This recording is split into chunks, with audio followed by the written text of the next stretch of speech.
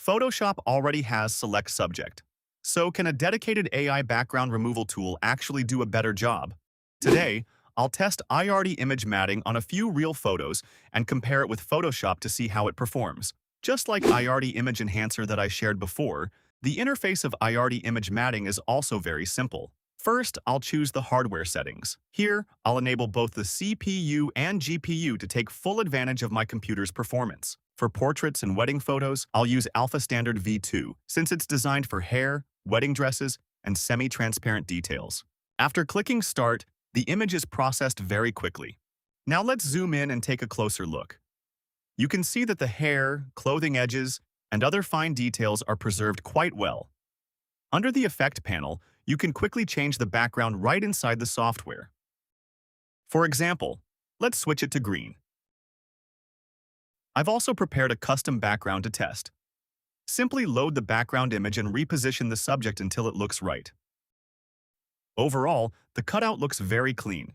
With a background that has matching colors and lighting, it's already easy to visualize what the final composite could look like. Next, I'll export the file. Here, I'll choose 16-bit PNG to preserve the image quality. The result will include the effect versions you selected, the transparent PNG, and the mask file if you want to continue refining it in Photoshop. Next, let's try this wedding photo taken on a street. Overall, the result looks pretty good.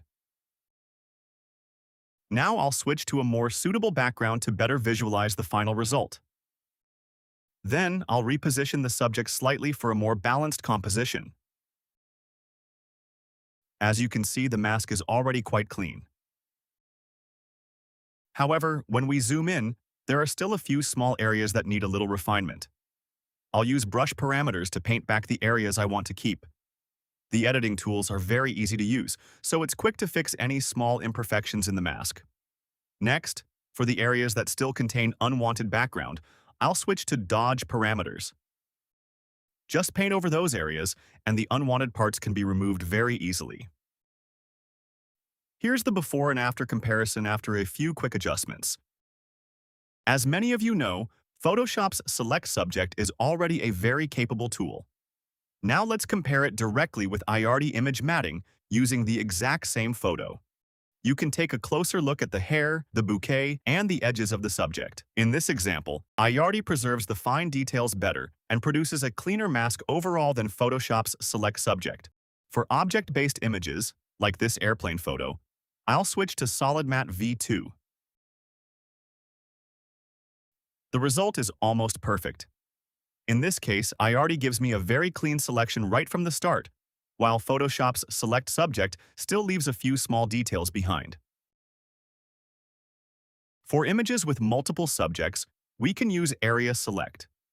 The AI will automatically detect the subjects in the photo, and we can choose which areas to keep or remove.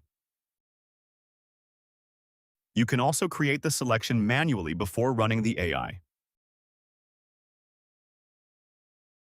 This is especially useful when there are multiple people or objects close to each other in the same image.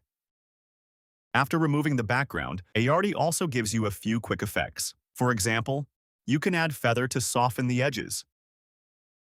Use blur to create more depth. Switch to black and white for a different look. Or use pixel for a more stylized effect. Overall, I found Aiarty Image Matting very easy to use. For most portraits and wedding photos, it produces clean results with just one click, and the built-in editing tools make it easy to refine the mask whenever needed. If you'd like to try it yourself, you'll find the download link and the 40% off lifetime license link in the description below. Thanks for watching, and I'll see you in the next video.